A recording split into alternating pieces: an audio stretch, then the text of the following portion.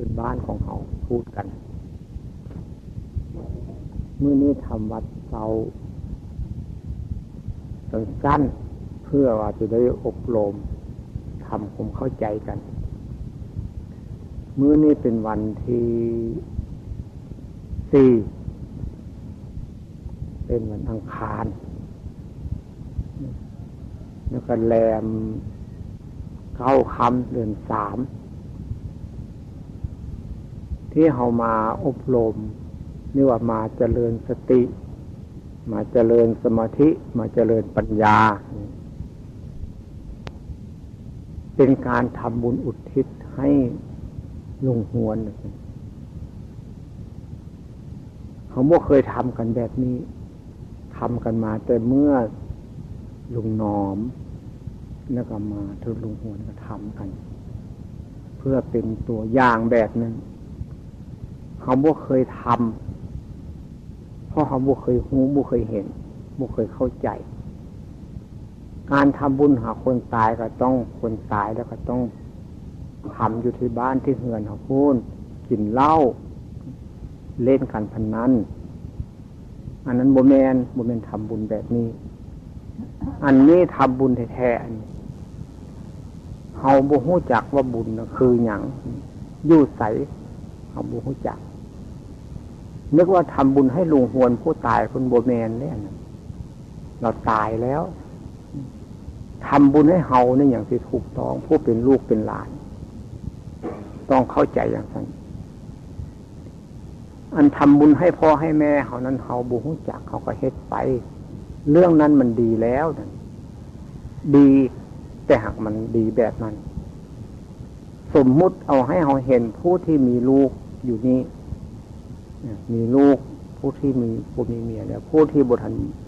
มีลูกก็อาจจะมีก็ได้สมมุติว่าลูกเขาบอกยากหรือว่าทะเลาะผิดเถียงกันเขาก็บ่สบายใจผู้เขายังมีชีวิตอยู่บัดนี้ถ้าหากว่าลูกบอกเชื่อฟังบัดนี้หรือเขาจะบ่ทะเลาะบ่ผิดเถียงกันพ่อแม่ก็สบายใจเพิ่นว่าความสบายใจเพิ่นให้เป็นบุญอันความทุกข์นั้นเพิ่นว่าบ่เป็นบุญเนี่ยคันทำบุญหาพ่อหาแม่พ่อแม่ตายไปนะฆ่าหมูฆ่าไก่ฆ่างัวฆ่าขวยอันนั้นบ่แม่นทำบาปแล้วได้เนี่ยเขาก็ยังว่าทำบุญอยู่เป็นอะไรอันนั้นเป็นความเข้าใจแบบแต่ก้อนๆพุ่น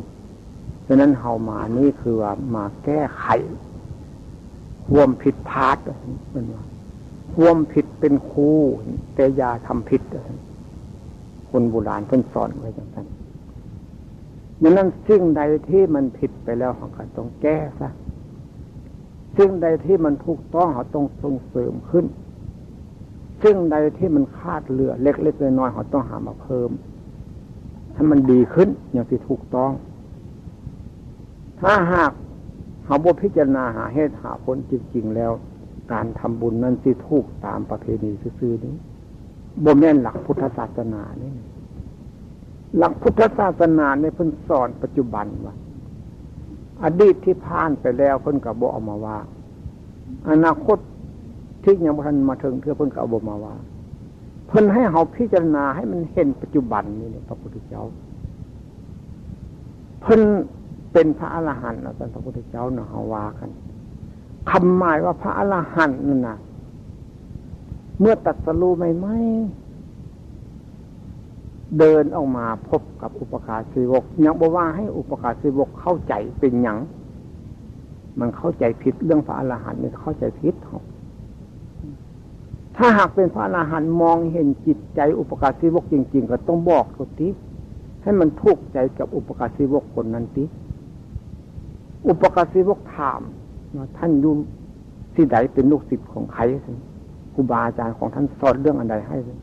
พระพุทธเจ้าบอกซื้ออุปการสีวกเลย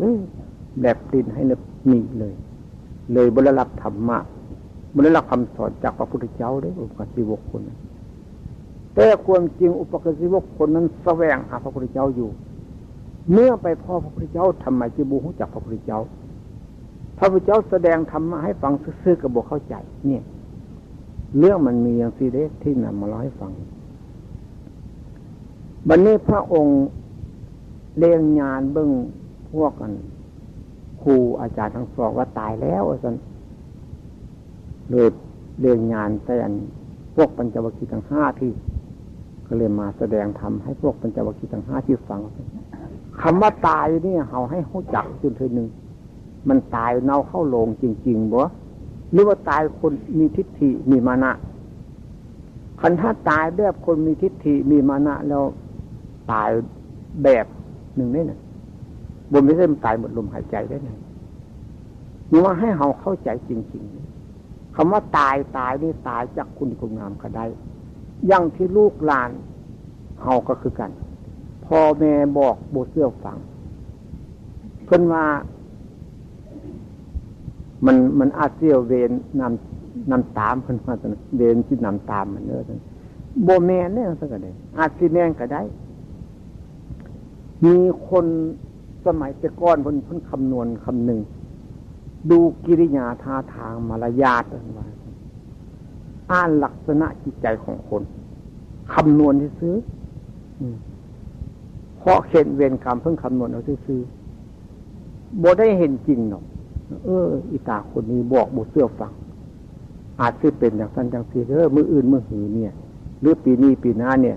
มันอาจสิคำของมันอาจจะเป็นอย่างนั้นเเพิ่นสอนอย่างนั้นดังนั้นคนเราเดี๋ยวนี้เชื่อน้อยบ่เชื่อหลายเห็นอยู่แล้วได้เดี๋ยวนี้บ้านเฮาเมืองเฮาหรือประเทศของเฮานี่ลูกฆ่าพ่อฆ่าแม่ก็มีจำนวนมากบ่แม่นน้อยเด้ฆ่าด้วยเอาค้อนไปตีเอาปืนไปยิงเอามีดผ้าไปฟันของกันก็มี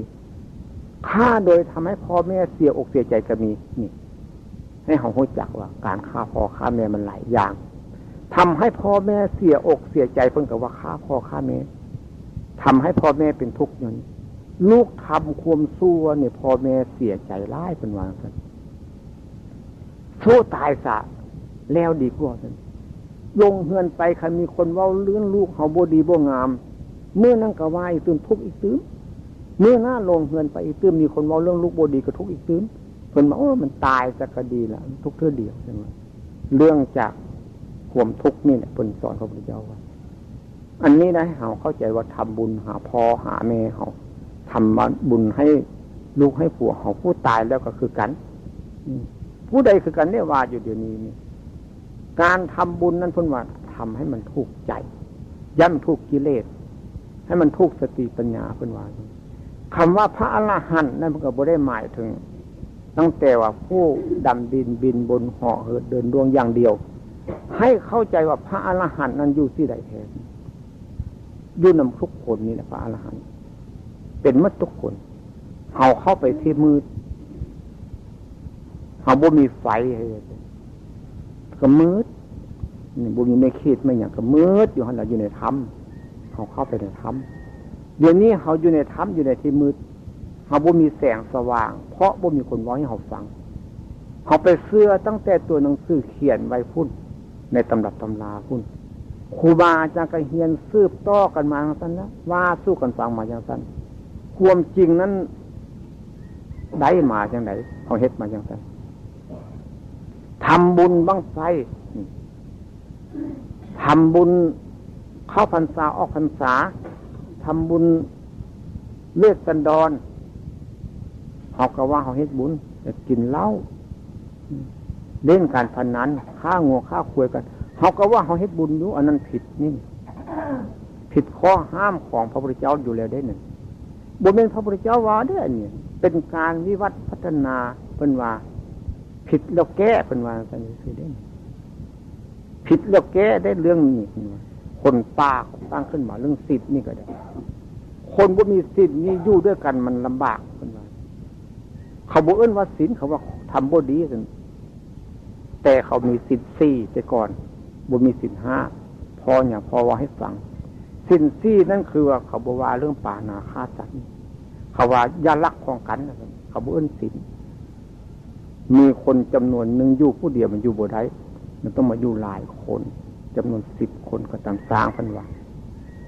มายุ่งนำกันแล้วมันทำบ่ดีก็เลยตั้งกฎเกณฑ์ขึ้นมาโลดไปเดียว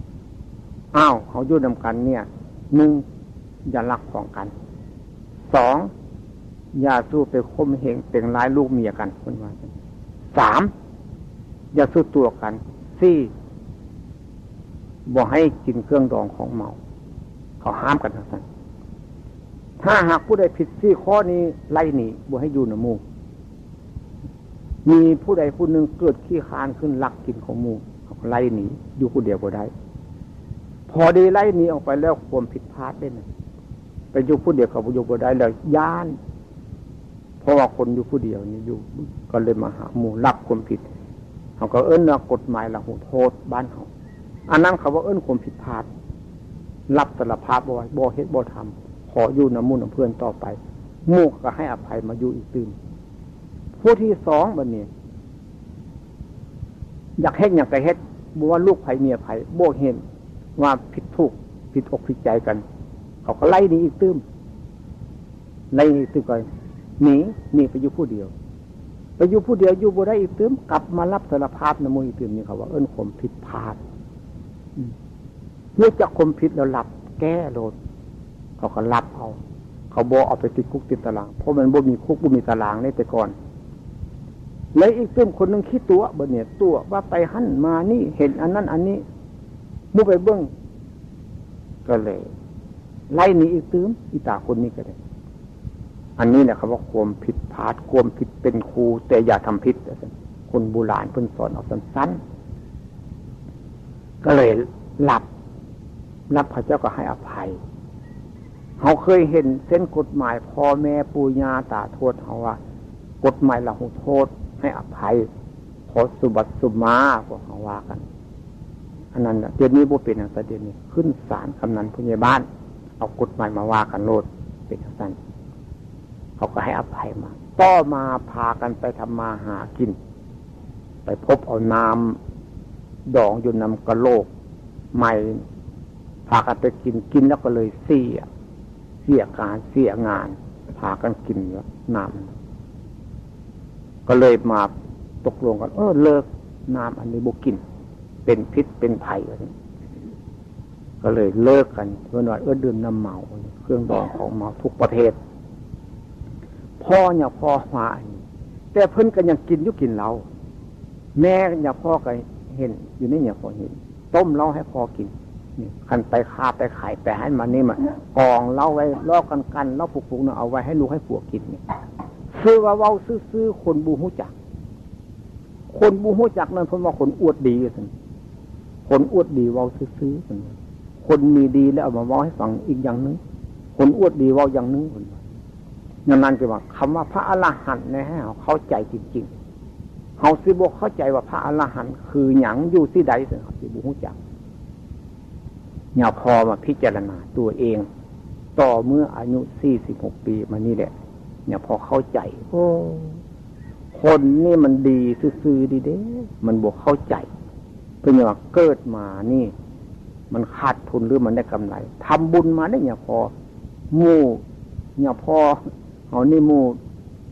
เนี่ยเอาไปเพียรนี่จิหูจักดีเนี่ยพอกันคนบ้านปักสมนี่หลายคนที่ยังเพิ่งตายด้วยรุ่นอ้ายรุ่นพีเนี่ยพอเป็นคนมักทำบุญไปหันมานี่มีพี่น้องถามหาเนี่ยพอ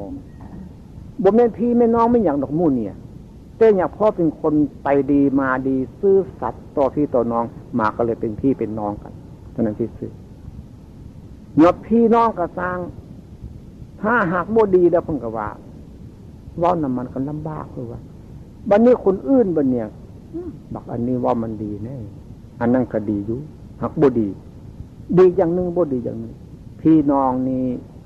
ถึงจิตหักจิตสั่งกันก็ตามสร้างก็เป็นว่ายังมีโอกาสที่จะแก้ไขกันได้คนอื่นนี่ถ้าหักผิดใจกันแล้วแก้ไขบ่ได้เป็นว่าแล้วคนโบราณท่านนึงสอนเอาไว้ไม่อยู่ป้าเป็นยาซั่นไผกูนาเป็นพี่น้องว่าซั่นเป็นว่านี่อันนี้ก็สำคัญอยู่นี่ไม่อยู่ป้าเป็นยาไทยคูนาเป็นพี่นกก็หมายถึงคนอื่นเหมือนบัดนี้ถึงจะเป็นซาดเสื้อก็ตามสร้างคือเสื้ออยู่ในป่านี่เป็นว่าเป็นซาดเป็นเสื้อกันคือเสื้ออยู่ในป่านี่เข้าไปมองบ่ได้มีที่จิกัดจิกินกันนะ คนโบราณท่านสอนเอาไว้สั้นๆถ้าหากว่าเป็นคนอื่นก็สร้างท่านถ้าหากเฟือเอาท่านเหมือนเนื้ออยู่ในคิงเราเป็นว่าคันท่าเอาใจใส่แนะนำคำสอนในทางที่ดีเป็นว่าแต่ก็ดีอยู่มีบทหนึ่งเป็นว่าพ่อแม่อ้ายน้องกันนี้เหมือนกันกับเอาไม้ฟันเอาไม้ขีดน้ำเนื้อผ้าฟันน้ำมันบวขาดอันนี้ก็ให้เขาคิดเอาไว้เรื่องการทำบุญมื้อนี้นะถ้าหากเขาบกคิดจังซี่แล้วเขาจะทำไปตามประเพณีซื่อๆถ้าหากว่าอ้ายน้องเขาถูกต้องคล้องกันแล้วพ่อแม่เขาก็สบายใจโตเขานี่แหละสบายใจถ้าพ่อแม่อ้ายน้องเขาหากบ่ถูกต้องคล้องกันแล้วสิโตเขานี่แหละอยู่ยากพ่อแม่เขาก็อยู่ยากอันนี้คือว่าการทำบุญให้พ่อให้แม่เขาให้เขาเข้าใจอย่างนั้นผู้ตายไปนั่นก็ตายไปแล้วแต่ผู้ยังอยู่นี่ตีเบิ่นเขาได้เนื้อได้หนังได้แข้งได้ขามาแต่ใส่ได้มาจากพ่อจากแม่เขาพ่อแม่เขาตายแล้วเขาจะเฮ็ดจังไดจึงจะแก้ไขปัญหาที่เขามันบ่ดีนั้นเพื่อจะมาความผิดพลาดอันนั้นต้องแก้สมมุติว่าอีตาคนนี้จนบอกอย่าเฮ็ดจังสันจังซีมันบ่ดีก็เลิกแล้วมาตั้งหน้าตั้งตาหาอยู่หากินให้มันอยู่เย็นเป็นสุขเมื่อเขาอยู่เย็นเป็นสุขแล้วเขาก็สบายใจความสบายใจนั่นแหละเป็นบุญคันหากว่าเขาทุกข์อยู่นั้นบ่มีความสบายใจเฮ็ดบุญกินหมดมือหมดตัวก็ต่างๆเนี่ยพอไปเทศหาดใหญ่มีคนมาถามท่านทำบุญกองกฐินหลายกองแล้วแล้วก็สร้างโบสถ์หลายลูกแล้วบวชนาคก็หลายคนแล้วฉันได้บุญบ่ฉันคนบ่มีบุญมันจะเห็นบุญบ่คนบ่รู้จักบุญจะเอาบุญได้บ่ว่าคนอื่นได้เนี่ยพอนี้พุ่นโง่ไม่ออกไม่เปลี่ยนมุ่งอย่างพอนี่จะรู้จักว่าผมสร้างโบสถ์บ้านอุโมงค์แม่นบ่ยังบ่รู้จักว่าเป็นบุญอยู่นะเจ้าของตายแล้วจะเอานะบุญเนาะซั่นบุญคือดีใจซื่อๆนี่นะเฮ็ดแล้วมันดีใจซื่อๆอันควรดีใจนั่นแหละบุญให้รู้จักว่าเฮาเฮ็ดหยังลงไปแล้วดีใจซื่นใจอันนั้นแหละบุญเฮ็ดหยังหมดเนื้อหมดตัวไปแล้วบ่แม่นบุญบาปแล้วนั่นทุกข์แล้วบาปนั้นมันเป็นซื้อของความทุกข์ซื้อมันเป็นซื้อของคนยากคนจนนั้นเพิ่นว่าบาปคนเฮ็ดหยังไปแล้วบ่มีคนตำหนิติติยินทานั้นเพิ่นว่าบุญมันความสบายใจมันเป็นซื้อของความบ่นี่ทุกคนซื้อนี่บุญเข้าใจตัวเองสิเนี่ยพอเมื่ออายุ46ปีนี่พอบุญนี่มันอยู่ใกล้ๆเด้เกิดมาแล้วแข้งขาหน้าตามือเท้าบ่เป็นคนบ้าใบบ่เป็นคนวิกลจริตมันบุญแล้วเด้อันนี้แต่เจ้าของสิเฮ็ดชั่วหรือสิเฮ็ดดีต่อไปอีกตื่มถ้าเจ้าของสิเฮ็ดชั่วนี่เพิ่นว่าขาดทุนบ่รู้จักการแก้ไขตัวเองเพิ่นถ้าเจ้าของสิเฮ็ดดีนะเพิ่นว่าได้กำไรคล้ายๆคือเขามาค้าขายดังนั้นจึงว่าเอามาเล่าสู่ฟังผู้ที่เป็นลูกเป็นหลานอาจิมานี้ก็ได้หลายคนหรือจิบมานี้ได้หลายคนก็บ่รู้จักเนี่ยเราก็จำบ่ได้เด้ลูกหลานลูกลุงหวนกันเนี่ยว่าทุกคนที่มานี่ให้เข้าใจเอาไว้การทำบุญหาพ่อหาแม่เฮานั้นให้รู้จักว่าเฮาต้องพยายามความผิดพลาดมานั้นต้องแก้อย่าสัวดำลงไปอีกตื่นบ่แม่ถ้าหากเฮาบ่แก้อันนี้แล้วพ่อแม่เป็นทุกข์เด้พ่อแม่เฮาอยู่ไสยกะโตเฮานี่แล้วแทนพ่อเฮาแม่เฮาเพิ่นว่ามดแดงไตขอกดงมันเวียนกันอยู่จังซี่บ่เชื่อไข่นี่ลองคิดเบิ่งก็ได้หมู่เขาเจ้าสมมุติว่าลูกหมู่เจ้าเนี่ยบ่ทันตายเด้อเขาผิดกันหมู่นู้นเนี่ยแล้วหมู่เจ้าสิสบายใจบ่ผู้เป็นพ่อเป็นแม่บัดนี้ลูกเจ้าทุกข์บัดเนี่ยเจ้าสิสบายใจบ่ผู้เป็นพ่อเป็นแม่ลงเฮือนไปมีแต่คนว่าพื้นลูกเจ้าบ่ดีเจ้าสบายใจบ่ผู้เป็นพ่อเป็นแม่เนี่ยเพราะว่าบ่มีเจ้าพ่อแม่นี่รักลูกเหมือนลูกตาเพิ่นว่าจังซั่นสมมุติเอานี้เนี่ยเพราะว่านี่ลูกคนเดียวพ่อแม่2คนเกิดมาตาบอดแล้วมีผู้มีหูทิพตาทิพก็ว่าได้ผู้จีวาสนาก็ว่าได้ละมาอีตาคนนี้แม่รูปร่างสวยงามดีเสียหลักตั้งแต่ว่าตาบอด ถ้าหากได้ตามาใส่สองตานี่มาอีตาคนนี้ที่เป็นเศรษฐีมีหังเป็นเจ้าฟ้ามหากษัตริย์พ่อแม่นี่รับรองรถเดียวเอาตาเจ้าหนึ่งเอาตาค่อยลูกนึงใส่ตารถพ่อแม่เสียสละได้ปันนั้นลูกนี่โบยอมเสียสละให้พ่อให้แม่เพราะอย่างพ่อแม่ว่าโบได้เดี๋ยวนี้เนี่ยสมัยนี้มันเป็นอย่างนั้นบ้านเมืองมันเจริญนี่เดี๋ยวนี้นี่ความเจริญนั่นแหละมาทำให้จิตใจคนเสื่อมคนฆ่าจักศีลจักธรรมฆ่าจักความเคารพนับถือพ่อแม่สมัยนี้นะเนี่ยพ่อไปเห็นหลายบ้านหลายเมืองความเจริญนี่มันทำให้จิตใจคนตกต่ำบอกว่าแต่มันเจริญมันที่เจริญยังได้เจริญอยู่ถนนหนทางวัตถุเงินทองเจริญอยู่แต่จิตใจมันเสื่อมเขาเห็นกันง่ายๆอยู่นี่เนี่ยพ่อมาทางบ้านหมู่บ้านปักสมบ้านสง่าบ้านคุกไผ่ไปแถวนี้อย่างพ่อบ่เคยถือเขาจักเถื่อย่างไปมีแต่คนเอิ้นใส่เนี่ยพ่อมึงกินข้าวแล้วบอกคันมันพูดเขาพวกแกบ่เดียวกับคันซ้ำหานปานนี้ก็มาแม่มู่นั่นสิเดี๋ยวเท่ากับแต่เดี๋ยวแต่ข้าเจ้าจีเอิญกินข้าวอะไรเป็นเดี๋ยวนี้โบได้เดี๋ยวนี้ไปต้องมีสตางค์ไอ้น้องกันกับโบเอิญกันกินข้าวเดี๋ยวนี้ซื้อกันกินแล้วไม่จิตใจเจริญหรือจิตใจตกต่ำมีศีลมีธรรมรักกันเอาของวางไว้ใส่โบได้อันนี้มันถูกแล้วในบ้านเมืองเขาจะเจริญบ่ต้องเสียเจริญอยู่เงินทองถนนหนทางเจริญจิตใจมันต่ำนี่แหละเขาที่เห็นผิดเป็นถูกเห็นทุกข์เป็นสุขเห็นนรกเป็นสวรรค์เห็นกกจักเป็นดอกบัวเข้ามาใกล้ๆเนี่ยพอว่าให้ฟังอย่างนั้นต้องแก้ไขพวกเขาแต่คนอื่นบอกแก้ไขก็ทำตามถ้าหากเขาเข้าใจอย่างนี้แล้วไอ้น้องเขาพยายามปรับปรุงกันเป็นว่าเสื้อศาสตร์ตระกูลของเขาต้องพยายามทำความเข้าใจกันถ้าหากเขาบ่ทำความเข้าใจกันอย่างนี้เดือดร้อนนี้จิตทำบุญอยู่กันอย่างเดือดร้อนนี้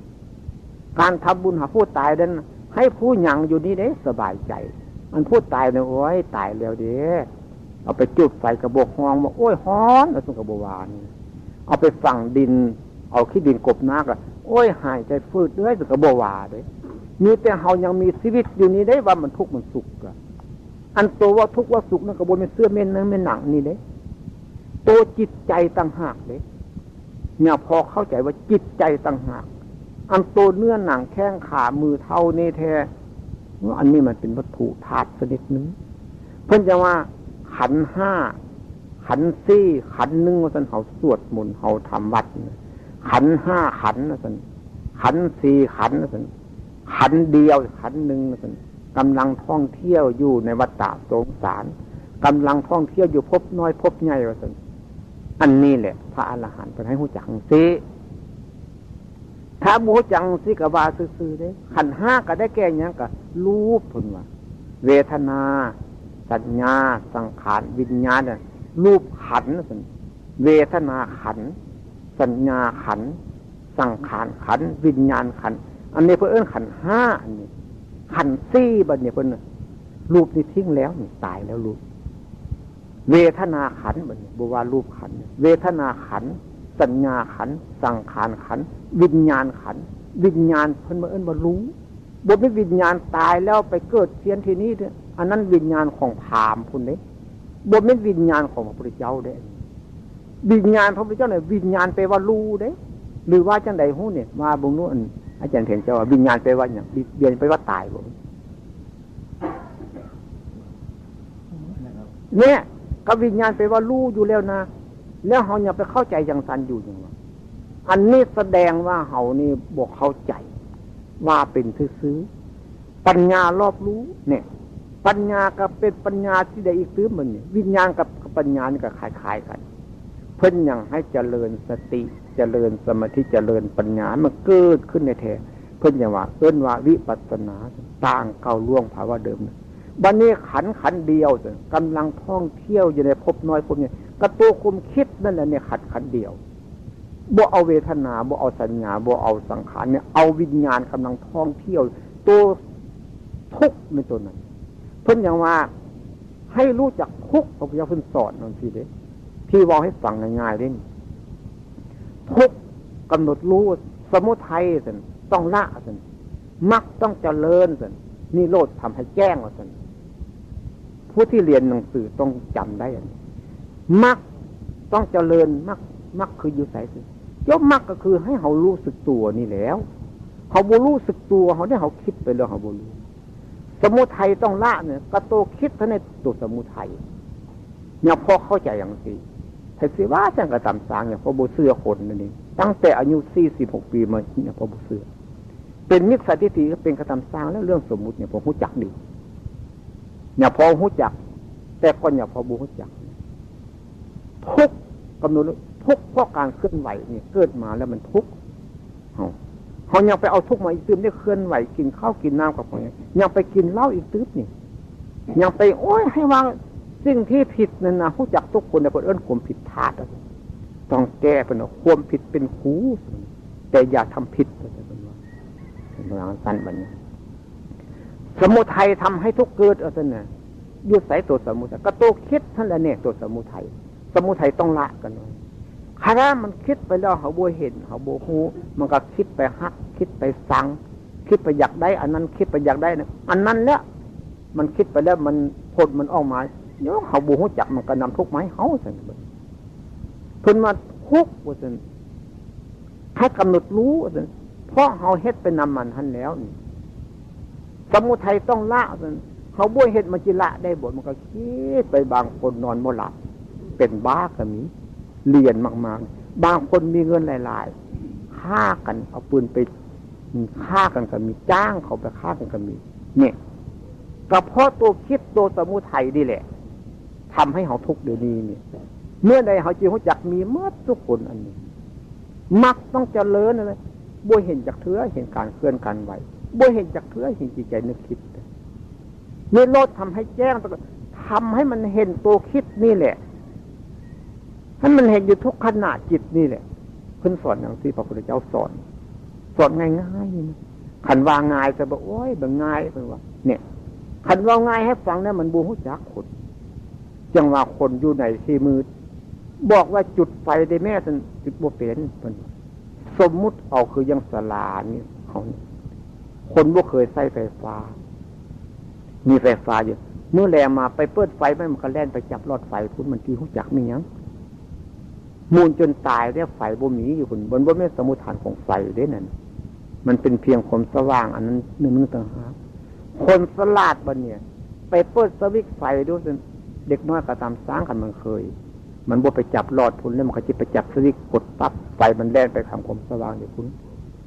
อันเฮานี่ก็คือกันคนมีปัญญาบอกแล้วก็ฟังเข้าใจโลดคนบ่มีปัญญามันก็บ่ฮู้จักแล้วก็เว้าไปสัพเพเหระไปจังซั่นอันนี้แหละพระพุทธเจ้าเพิ่นสอนเพิ่นว่าให้รู้จักอริยสัจสี่ทุกข์สมุทัยนิโรธมรรคสี่ข้อเท่านี้เด้ผมจะสอนเป็นหัวใจของพุทธศาสนาเพิ่นว่าอย่างนั้นเป็นใจกลางของพุทธศาสนาพุทธศาสนาอยู่ไสตัวศาสนากับเฮาก็ได้เจริญกันเลยนะก็ตัวคนทุกคนในตัวศาสนาตัวพุทธศาสนาคือตัวรู้หั่นล่ะเนี่ยตัวสติปัญญาตัวคิดเห็นนั่นล่ะเนี่ยอันนี้แหละเพิ่นว่าให้เห็นให้รู้ให้เข้าใจเพิ่นเห็นตัวนี้แล้วจะเห็นอยู่ใส่อีกซึมลึกเข้าไปเห็นผีเสื่อมเห็นเทวดาเสื่อมผีอยู่ใส่ผีกับการทำซัวพูดซัวคิดซัวเสื่อมเขาเคยว่ากันเนี่ยบักผีอี้ผีเนี่ยเขาว่ากันทำบ่ดีเนี่ยเขาบ่มีตาทิพย์มันจะเห็นบอกเขาได้ไปซื้อผีอยู่ในป่าเพิ่นมาทำให้เขาเจ็บหัวปวดท้องผีมันดีบอกมึงปลุกเหือดอยู่เป็นบ่มันปลุกอยู่บ่เป็นซ้ำเขาออกหมูออกไก่ไปให้กินมึงจี้กินเป็นบ่มันกินบ่เป็นซ้ำบ่พี่กินอายคนบายตอน มันเป็นอย่างนั้นได้ยังความจริงเขาบ่ฮู้จักซื่อๆนี่เด้อเทวดาอยู่ไสอยู่ไสฮู้บ่ฮู้จักเขาก็ได้เทวดาไปไว้วอนเทวดาคือคนใจดีพูดดีนะยิ้มแย้มแจ่มใสนี่ซื่อๆนี่เขาก็ว่าโอ้อีตาอันนี้อีนางอันนี้งามคือเทวดาเนี่ยพอแต่คือซื่อๆนี่ได้เขาบ่เห็นจริงเพราะเขาบ่มีตาทิพย์ให้เขาเข้าใจมาทำบุญหาพ่อหาแม่เขาให้เขาเข้าใจแท้ๆถ้าเขาบ่เข้าใจแล้วเขาสิเฮ็ดไปสนตามประเพณีก็ดีอยู่อันนั้นก็เนี่ยพ่อก็บ่ว่าพระบุตรดีก็ดีแต่มันดีน้อย มันบ่ไม่ดีหลายถ้าหากให้มันดีจริงๆแล้วเขาต้องให้มันถูกกันไอ้น้องพ่อแม่เขาจะบ่ทันตายที่อย่าให้คนเสียอกเสียใจคนเมาอย่างก็ให้อภัยคนเดียแม่ลูกตั้ง3 คน 4 คนพ่อแม่2 คนเลี้ยงได้บัดนี้พ่อแม่เลี้ยงลูกมาได้ตั้ง9 คน 10 คนพ่อแม่อย่างคนเดียวนึงลูกตั้ง9 คน 10 คนเลี้ยงบ่ได้ก็มีเนี่ยพ่อไปเห็นได้อันนี้เนี่ยพ่อไปเวียงจันทร์ลูก5 คนทำบุญให้แม่ทำบุญต่ออายุพ่อตายแล้วเนี่ยพ่อผู้นึงเป็นคนไปสวดข้าเจ้าแม่ได้อายุ70 ปีข้าเจ้าพาไป7 องค์ไปสวดทำบุญพระธาตุทรายเอาไม้เข้าคำเข้าคอคือเอาเฮ็ดนี่แหละทำบุญต่ออายุให้แม่บัดนี้ทำบุญแล้วก็เลยสวดกันเพิ่งก็เอาหนังสือไม้เทศพร้อมกันโลดเนี่ยพ่อบ่เทศพระ6 องค์ก็เทศแล้วบ่ได้เนี่ยพ่อของมันรู้จักธรรมะได้พอสมควรแล้วเด้ข้าเจ้าก็บ่ให้กันเว้ยแม่คนข้าเจ้าก็ใจดีอยู่บ่ให้กันอีตาคนนี้บ่เทศจะพอเนี่ยบ่เทศแล้วพระ6 องค์เทศข้าเจ้าก็ถวายกัน6 องค์บัดนี้พอดีพระ6 องค์ไปแล้วเนี่ยพ่อก็ถามหมู่เจ้าทำบุญให้แม่เจ้านี่มีความหมายอย่างไรข้าเจ้าก็เว้าให้ฟังตามเรื่องคือเฮาเฮ็ดกันนั่นแหละบ่แม่นอันนั้นเพิ่นสวดเมื่อกี้นี่เป็นภาษาบาลีเจ้าจำได้บ่รู้จักว่านะโมตัสสะก็บ่รู้จักว่าหยังก็บ่รู้จักโอ้นี่แหละแม่เจ้าเจ็บไข้ได้ป่วยมาแล้วเจ้ามาเยี่ยมแม่เจ้าจากเธอบอกกันนานๆแล้วค่อยมาเพิ่นว่าคนที่อยู่ใกล้ก็ต้องมาสู้มือผู้ที่อยู่นำกินกลับก็ต้องอยู่ในสู้มือหักสั่งแม่ได้บางทีสั่งพ่อก็มีแม่นบ่เป็นอย่างนั้นเด้ว่าบ่ทุกข์ใจก็สั่งก็มีพ่อแม่เป็นอย่างนั้นลูกนี่ก็เลยว่าข้าเจ้าอย่าเฮ็ดอย่างนั้นอยู่ไกลก็ต้องมาพ่อแม่เจ้าเลี้ยงเจ้าได้บัดนี้เมียเจ้าคันเจ็บไข้ได้ป่วยเจ้ายังวางของไปได้เอาเมียเจ้าไปโรงพยาบาลแม่แท้ๆพ่อแท้ๆเจ้ามาเบิ่งบ่ได้บ่เป็นอย่างที่มาบ่ได้มันหักบ่ได้มาขาหันขานี่ก็จะว่ากันไปกันมาหลายคนแล้ววันนี้พ่อเขาว่าให้อธิบายหลายเรื่องบอกให้กราบแม่ลูกผู้หญิง3 คนผู้ชาย2 คนผู้ชายบวกกราบลูกผู้หญิงกราบบอกพอครั้งที่3นี่อย่าพ่อก็เลยแซงรถถ้าหากบวกกราบแม่ฮู้นี่ตายไปแล้วมันตกนรกหมกไหมย้ายมันมาเกิดเป็นคนให้มันเกิดเป็นสัตว์เดรัจฉานเป็นหมูเป็นหมาเป็นเป็ดเป็นไก่เนี่ยพอวางเอากราบกันเนี่ยกราบเนี่ยพอก็กราบนำกราบผู้แม่นำกราบแล้วน้ำตาแม่ก็เลยยิ้มออกมารถมันเกิดปีติน้ำตาตกออกมาบ่เคยเห็นพระมากราบจากเธอเอาสันลาวานเนี่ยพอผ่ากราบก็กราบมัดทุกคน5 คนบ่แม่นเนี่ยพ่อกราบไม่ออกดอกไม่ออกเนี่ยพ่อทำดีให้เบิ่งซื่อๆนี่แหละกราบตนเองให้เป็นไหว้ตนเองให้เป็นคนมันบ่กราบตัวเองมันบ่ไหว้ตนเองน้ำตาออกมานี่ดีใจหลายลูกกราบอันนี้แหละทำบุญต่ออายุให้แม่หมู่เจ้าว่ะคันเฮ็ดให้พ่อแม่เสียอกเสียใจหมู่เจ้าฆ่าพ่อฆ่าแม่หมู่เจ้าว่ะว่าให้เขาเจ้าฟังเขาเจ้าเข้าใจหลายเรื่องอย่างพอว่าอันนี้แหละทำบุญให้ผู้ตายก็คือกันนั่นแหละให้เขาเข้าใจไกลๆดีสะก่อนอย่าไปเข้าใจเรื่องนรกใต้ดินอย่าไปว่ามันเถื่อสวรรค์อยู่บนฟ้าอย่าไปว่ามันเถื่อว่ากันความผิดพลาดเขานี่สะก่อนแก้ปัญหาตัวนี้ให้มันดีขึ้นมาสะก่อน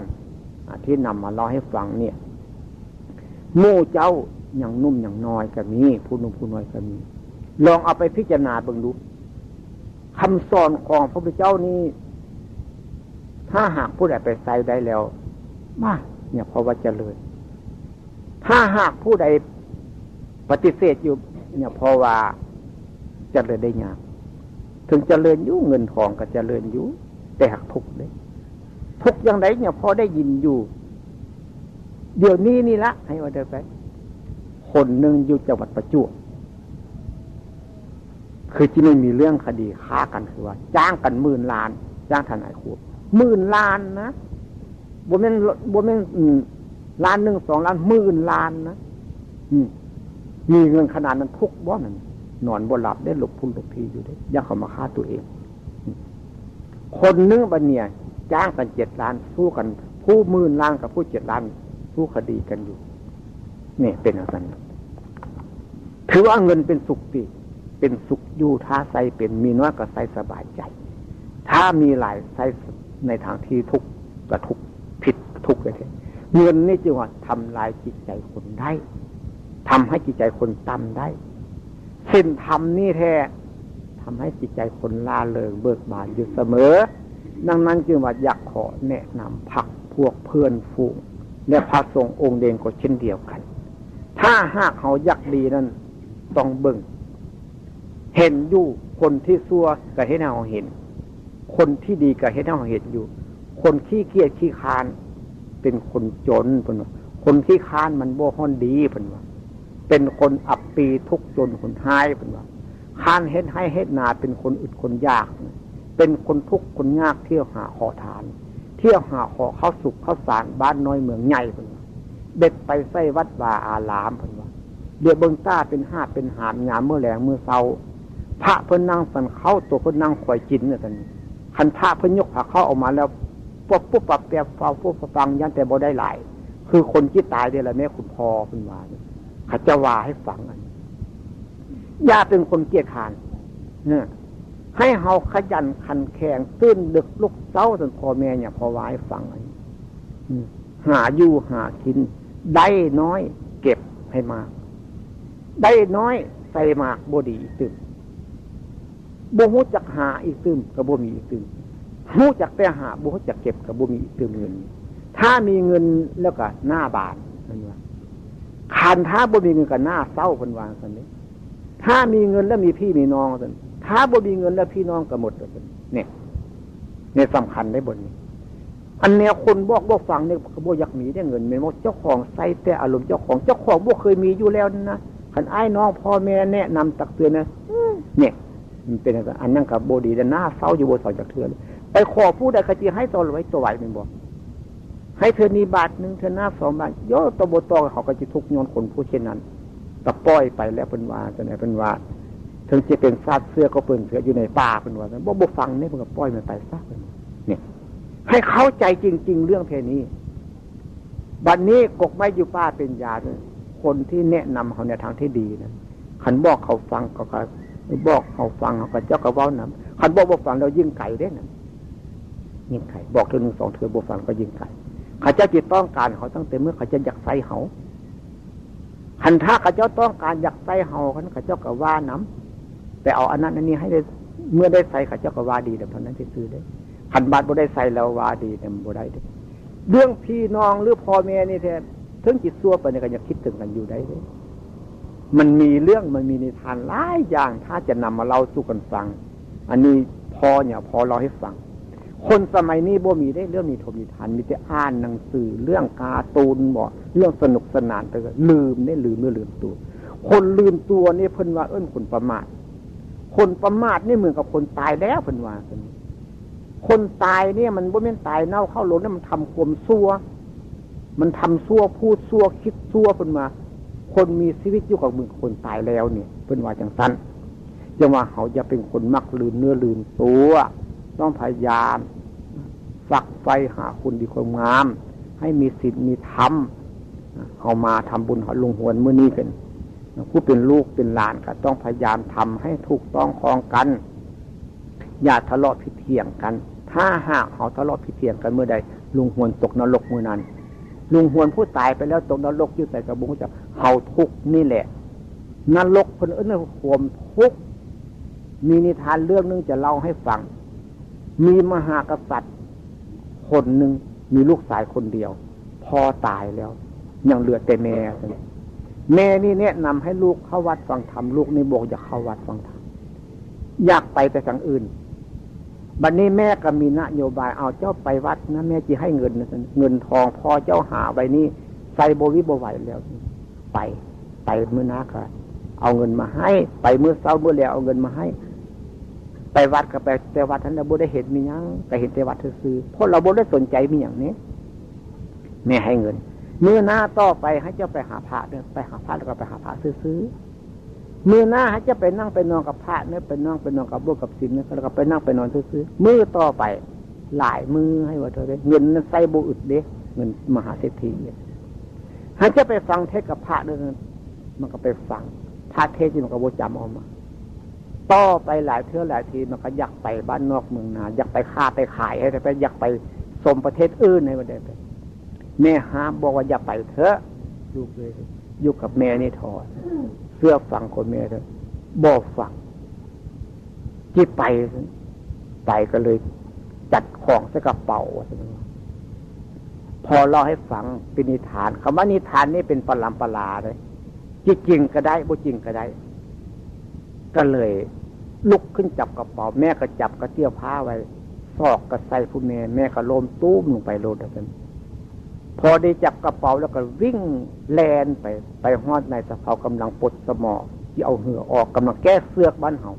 หรือว่าแก้เสือกเหือโตนเข้าเหือแล้วก็เหือกับพุ่งออกไปโลดมีเครื่องจักรพุ่งออกไปถึงกลางมหาสมุทรที่ได้ฮู้แล้วพอได้ไปถึงมหาสมุทรทะเลบนน้ำลึกพุ่งแล้วมองบ่เห็นฟ้าเห็นแดนบ่เห็นดินแล้วก็เลยสะเพาเลยติดที่นั่นเลยไปบ่ได้ซั่นว่าบัดนี้นายสะเพาก็เลยคงจะเป็นคนกาลกิณีเข้ามาในเรือเราแล้วว่าซั่นเขียนสลากให้จับคนใดเป็นกาลกิณีให้ถูกซากใบนี้คนใดบ่เป็นกาลกิณีนี่ก็บ่ต้องถูก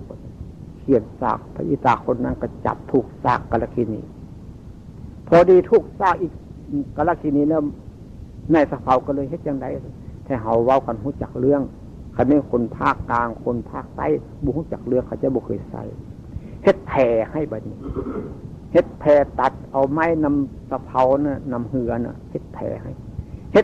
แล้วบัดนี้ก็ให้เราลงขั้นแล้วก็เอาของอยู่ของกินให้เจ้ากินเขาอันนี้ไปแล้วเจ้าสิไปใส่ก็ไปแล้วคันถ้าเจ้าบ่ออกนี่เหือค่อยๆสิบ่ไปแล้วก็ลงอีตาแล้วก็ลงแพพอดีอีตานั้นลงแพแล้วก็สะเพาก็พุ่งไปรถเดียวอีตาคนนั้นก็เลยเข้าเหือเข้าแพไปผู้เดียวแล้วบัดนี้แพมันก็ไหลไปผู้เดียวไปก็มองบ่เห็นกันแล้วมันไปไกลกันก็เลยได้ยินเสียงสัตว์นรกฮ้องอยู่นั่นมันเข้าใจว่าเป็นเสียงดนตรีเสียงระนาดพาดฮ้องเสียงปี้เสียงแคนเสียงนั้นมันม่วนหูมันก็เลยซี่มือมันเป็นผู้มีอิทธิพลในบัดนี้ไปที่ตรงนี้กูจะไปฟังมึงรู้มันเป็นเสียงมีหยังซั่นมันม่วนหูมันแพก็ได้ไหลไปตามกระแสที่เราส่งไปนั่นแหละไปก็เลยไปฮอดตะฟังแพมันก็เข้าไปจอดครับจอดมันก็แล่นขึ้นไปเราไปเห็นสัตว์นรกกำลังกงจักรพันหัวอยู่มันให้หมุนอยู่ศีรษะของหนูหัวเลือดมันย่อยออกมาเต็มเนื้อเต็มตัวอีตาคนนั่นก็เข้าใจว่าโอ้บางงามเทโนตัวนึงเข้าใจว่าเป็นทองคำเป็นเครื่องประดับเป็นเพชรเป็นนิลพวกนี้บัดนี้อยากประดับได้บัดนี้ท่านผู้เจริญท่านเสวยมาแล้วให้ผมเสวยบ้างเถอะมันเป็นอะไรเราเห็นผิดเป็นทุกข์เห็นนรกเป็นสวรรค์เห็นกงจักรเป็นดอกบัวเห็นทุกข์เป็นสุขมันมาใกล้ๆเป็นว่าแต่เพิ่นก็ว่าเพิ่นก็สิบ่ฮู้จักดอกอยากพอก็บ่ฮู้จักแต่ก่อนโอ้มันความจริงมันมีอยู่ในเฮานี่จริงๆบัดนี้ก็เลยยังบ่ให้เถื่อยังไหวอีตาคนนั้นก็เครียดอีกซึมแล้วบัดเนี่ยเขาสิเอาทุกข์ให้เขาบ่ให้ทุกข์เจ้าของน่ะเครียดอีกซึมเชือกนี่มาจมมาลุกปุ๊บปั๊บไปบื้อหน้าไปอีกซึมเพราะมันอยากได้หลายเด้หมดกรรมหมดเวรอีตาคนนั้นก็ได้บัดนี้ก็ร้องขึ้นมันท่านผู้เจริญรีบมาประดับเครื่องท่านเถอะแล้วก็แล่นไปโลดอีตาคนนี้แล้วก็เอากงจักรออกจากหัวเจ้าของท่านก็ไปใส่หัวอีตาคนนั้นอีกซึมกงจักรกับปั๊บก็เสียบเขาหล่นแล้วเขาก็เห็นอยู่ในเหตุการณ์อยู่ที่บ้านเอาหอกแทงหัวสัตว์นรกนั่นบ่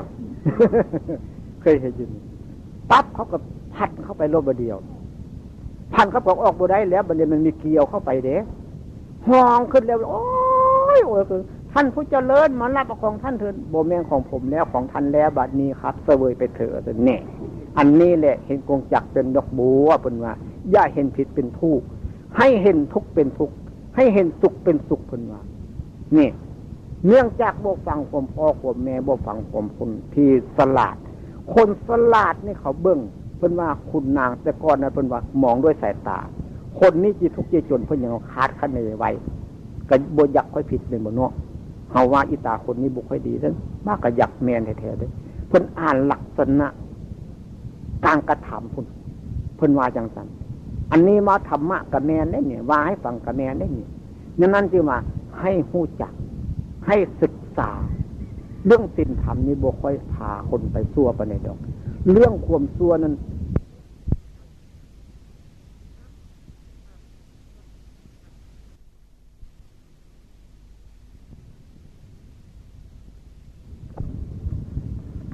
ให้ฟังโดยเหตุโดยผลถ้าหากเขาบ่ฟังโดยเหตุโดยผลแล้วจิตใส่ตั้งแต่อำนาจของตัวเองนั้นอย่าว่าเจ้าของถูกเด้คนมันเข้าข้างตัวอยู่เสมอได้ว่าแต่กูเนี่ยถูกกับคนอื่นผิดทั้งนั้นเนี่ยมันเป็นอย่างนั้นเลยแต่เขาบ่รู้จักได้บางทีเป็นอาจที่ผู้อยู่ข้างในเนี่ยว่าแต่ว่าเจ้าของเฮ็ดถูกผู้เดียวบางทีเจ้าของผิดเต็มเนื้อเต็มตัวไปแล้วคนอื่นเตือนบ่ได้ก็มีนะเรื่องนี้อย่างนั้นจะว่ามีพรรคมีพวกที่ดีมีหมู่มีเพื่อนที่ดีช่วยกันแก้ไขได้ถ้าหากพรรคพวกที่ซัวแล้วแก้ไขบ่ได้เป็นจังว่าเขาอาศัยพระหรือเขาอาศัยนักปราชญ์คันว่านักปราชญ์นั้นเขาจะไปเห็นตั้งแต่เจ้าหัวไอ้จวนนั่นก็บ่แม่นอีกตื้มอันนั้นก็แม่นอยู่คนที่บวชแล้วก็ศึกอาจารย์เทงนี่ก็บวชแล้วก็ศึกเป็นพระเจ้าแม่นบ่เนี่ยมันเป็นสมมุตินั่นน่ะให้เขารู้จักสมมุติจริงๆพระหมายถึงผู้สอนคนให้เข้าใจว่าผู้ใดสอนคนในทางที่ถูกต้องเพื่อพระจึงแปลว่าผู้ประเสริฐพระนั่นคือผู้สอนคนที่เฮ็ดผิดนั่นน่ะไปแนะนำคำสอนเพื่อพระให้เข้าใจจังสั้น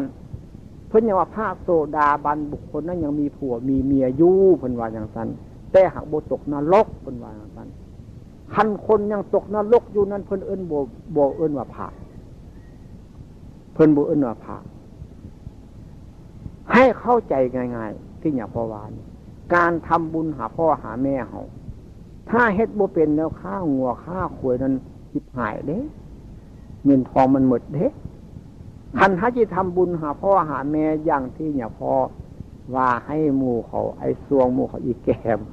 นี่โยสู่กันสิทำบุญหาพ่อสู่กับพิมพ์หนังสือจากน้อยไปแล้วก็เอาหมู่มาเจริญวิปัสสนานี่อาจสิดีก็เอาไปฆ่าหัวฆ่าขวยเอาเหล้ามากินลิ้นเบี้ยลิ้นไทยนะว่าเขาเจ้าก็เฮ็ดไปตามเลยคือบางทีจะเฮ็ดด้วยความจำเป็นเนี่ยเพราะว่าซื้อกระบุงจักเนี่ยพอบุงจักว่าซื้อหมู่อันเจ้าเฮ็ดนี่กะที่คิดเอาเองกระบุงจักแล้วเนี่ยพอบ่ได้สวนอันนี้เขาเจ้าไปหากันเลยว่าคือต้องพิมพ์หนังสือให้คนได้อ่านเพราะคนบ่ได้อ่านหนังสืออ่านแต่เรื่องหนังสือการ์ตูนหนังสือธรรมะบ่ได้อ่านเนี่ยจะเป็นเนื้อในใจความที่มาสอนให้คนดีในบ่มีแต่เรื่องเท้านั้นนางนี่เรื่องคนเป็นเสือนั่นเสือนี่ไปซะแล้วเรื่องเจริญเนี่ยว่าจะไปคนนั้นลูกโป้ลูกเป้ไปซะเลยข้าเจ้าเขียนมาให้อ่านเด็กน้อยสมัยนี้มันก็อ่านหนังสือได้มันก็อ่านแล้วก็ติดไปอย่างว่าเอาหนังสือธรรมะมาพิมพ์แฝงขึ้นมาให้ข้าเจ้าได้อ่านอาจีพอสู้กันได้ถ้าหากเขากินไหลไปตั้งแต่โลกเขาเป็นบุเจริญนี่บุทันนานบุเดียวก็เป็นไฟขึ้นมาเลยได้มันจีไม้เขาได้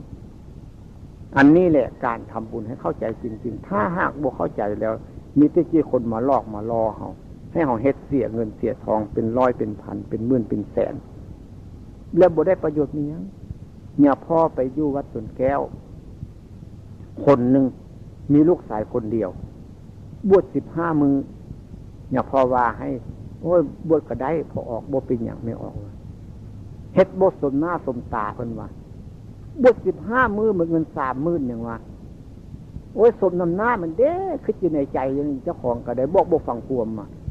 บวช15 มื้อนึงเหมือนเงิน30,000เอาเข้าเขียวพร้อมนี่